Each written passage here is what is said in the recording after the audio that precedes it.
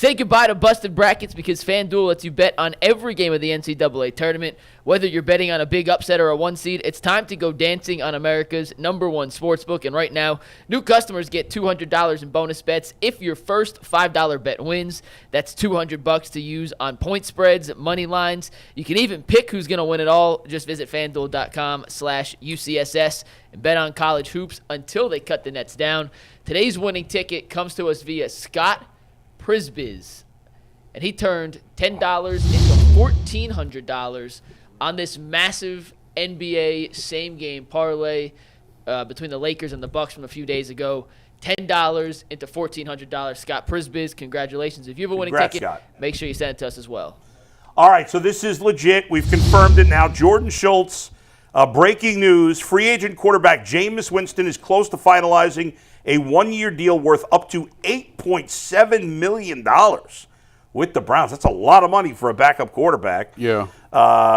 Sources tell Bleacher Report Winston fielded interest from multiple teams and decided this morning that he is going to Cleveland. So we'll get to all the stuff we were going to get to. Let's start with this the show, but we got to begin with the breaking news of Jameis Winston, guys.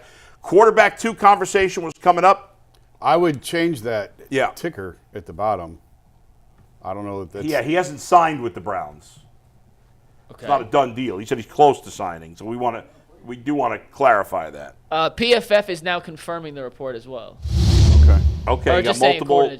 according to Schultz. Well, but that's We'll Schultz. change it to report. Report Jameis Winston. They're referencing signed. Schultz. It's There not, we go. and he didn't say it's definite yet. But anyway, it doesn't matter. He's close to signing. And usually when they're close to signing, it gets done. You rarely hear somebody say close to signing and then it doesn't happen. For the assumption of this conversation, let's assume Jameis Winston is coming to Cleveland with QB2 now. Yes. Whether or not it's officially official as of 11:06 a.m. Well, nothing's officially official till tomorrow afternoon anyway, but it looks like Jameis is coming to the Browns, so it will not be Joe Flacco coming back. Instead, they go to Jameis.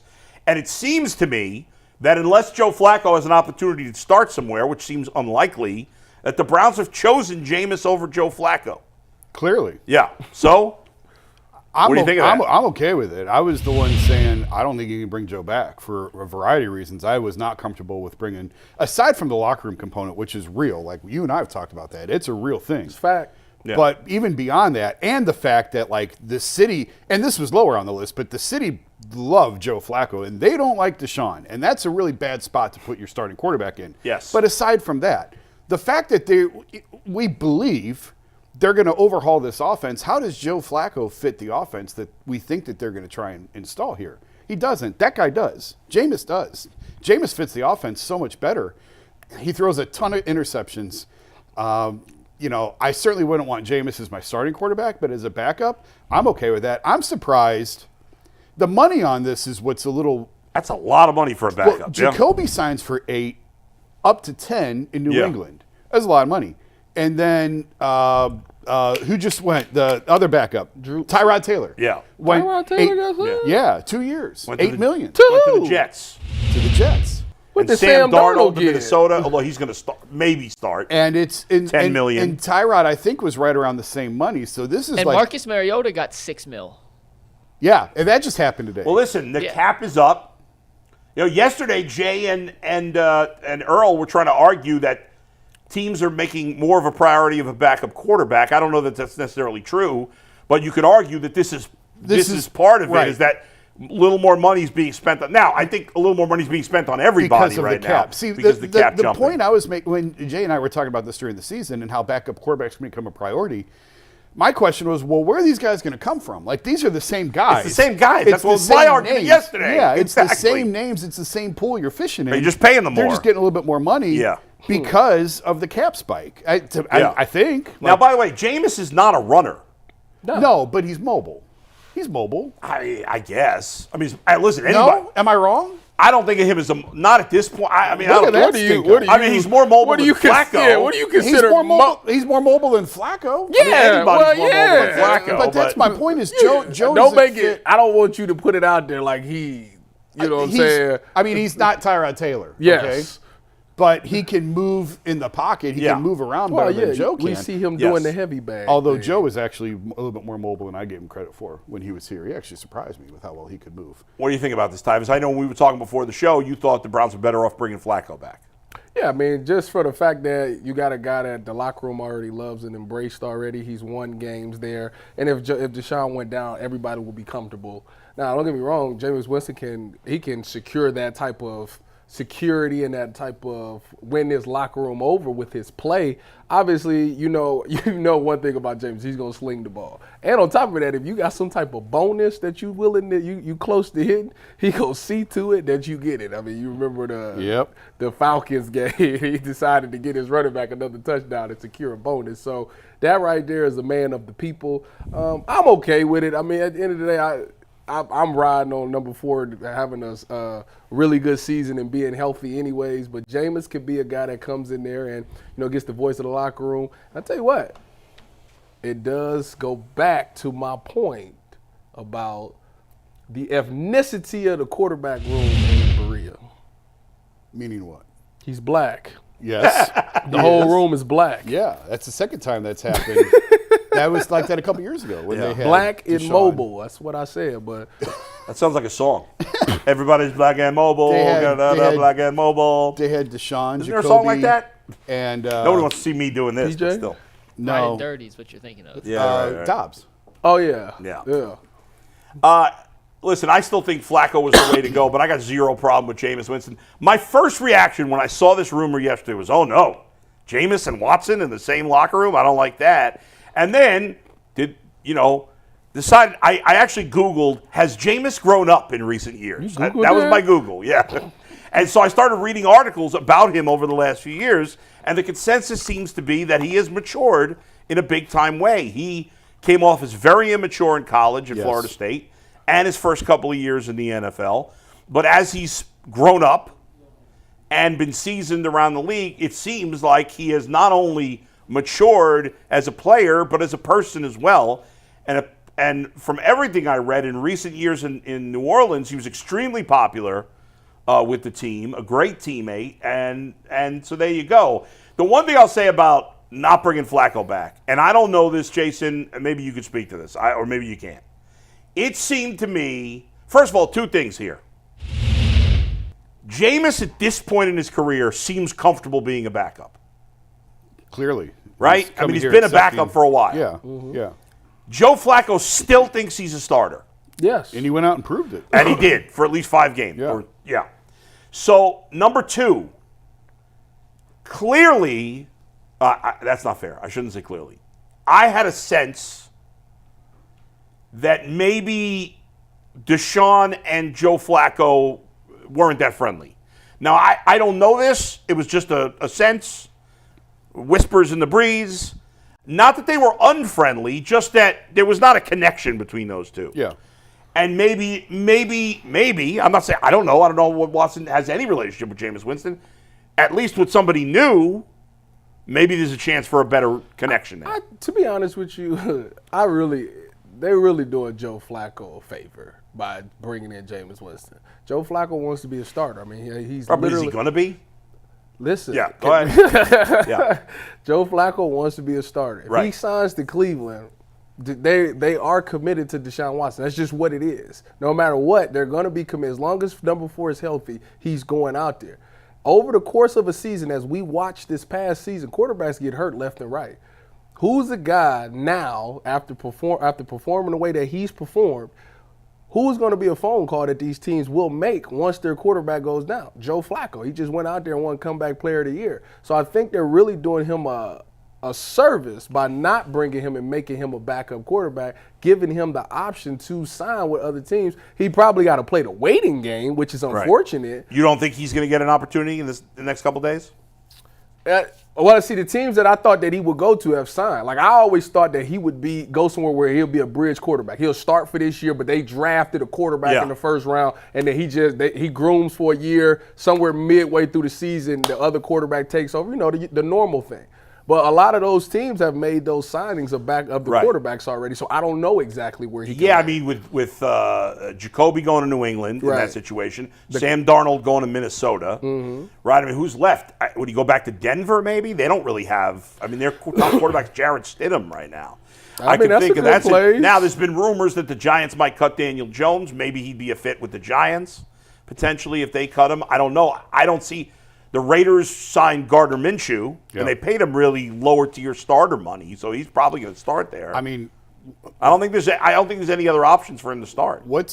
what's going to happen to Justin Fields? Because that plays into the Flacco Right. conversation. We're still trying to figure There's that no out. landing spot right that I see. Yeah, now There's everybody got signed. He's fallen into the Baker spot where the Browns were with Baker. Right. What are you going to do with them? Right. And Maybe that's where Denver comes in the mix. I don't know. But you would think Fields has to move before Joe can sign. So he might be shut out again. yeah. And to your point, I mean, I try and be very clear in what I know and what I think, Yeah. right? And how many times did I come into the studio and say, there's just something weird between Flacco and Deshaun? Like, how many times did I come in said here that a lot. A lot. on Mondays? And I don't want to make a big deal about it during the season because then you just look like a shit stirrer and, Right, and right, you're right. trying Yeah. to create something that isn't there. And the cameras caught like the one time that they chest bumped on the sideline or Yeah. whatever, and everybody latched onto that. Oh, look at this is great. I'm like, okay, well, I'm watching with the binoculars, and these two dudes are standing right next to each other, and Joe's turned that way talking to PJ, and Deshaun's turned that way, and they ain't talking at all. So I'm not saying there was a rift between them because I don't think that Right. there was, but I'm sure it was uncomfortable for everybody involved. Because Yeah. to your point, Flacco thinks he can still play this league. He's Right. trying to compete for a starting job. Right. And I'm sure it was uncomfortable for Deshaun, no matter what he says, to see the city embrace Joe the way that they did, to see him have Yeah. the success that he did. I'm sure it was a little bit uncomfortable. You want your team to do well, but at the same time, you're looking out for yourself. So for Yeah. a ton of reasons, I think this is absolutely the best way to go. I was never in favor of bringing Joe back, and that doesn't mean I didn't like the job that he did. I thought Flacco was terrific. Yeah. Of course, in a vacuum, in a fantasy football roster, of course you would love to have Joe Flacco as your backup quarterback. But this is real life with real human emotions and things that play into this that go well beyond what your roster looks like. I think this is the right move. I'm just surprised at the money. Maybe one of these is this situation is more so Joe wanted the Browns more than the Browns wanted Joe. That's exactly what it was. Because, it went from just listening to Joe over the course of this offseason. It went from I want to go to a place where I'm a starter. Then it went to all things equal, I would love to go back to Cleveland. Then Right. it just started going Right. more towards Cleveland. Like I Yeah. want to go back to Right, Cleveland right, type right. thing. I think he saw the Because opportunities I drying up. think it's and I think that's what it was. But to be honest with you, he played some of his best ball outside of the Ravens. He played his best ball with Kevin Stefanski. Yes, he did. And it's like I finally got an OC that lets me me and him Believes connect in and we me, get yeah. it. Yeah. So of course I want to go back to the place that I thrive. But And now they're if tearing they're that down. changing the course. Now they're tearing that so down. that's why I'm like, In defense of the rest of the league, I think the rest of the league is looking at this as like, this guy wasn't good for 10 years. So are we going to look at the last 10 years of film, or are we going to look at the 5 games where he was an absolute perfect fit with what they wanted to do? Unless you're running that exact offense, which Joe are you going to get? Yeah. You're probably going to get 10 years, not 5 games. I never thought it made sense that Joe would be able to get a starting job again. Yeah. But clearly he's good enough to be a backup Oh, still in for the league. sure. I mean, there's no debate 100%. there. But when it all comes down to it in the end, Jameis Winston is one of the best backups. I mean, let's face it, Jameis Winston is one of the 32 best quarterbacks in the league. If you had to start the 32 best quarterbacks in the NFL, he'd start. He'd be near the bottom, but he'd start. There's no way there's 32 guys better than him. He's probably somewhere between 27 and 32. him or Sam Howell. I'd probably go with Jameis. There's more of a track record on Jameis, but same situation. Sam Howell's younger, high but risk, high reward guys. I don't know.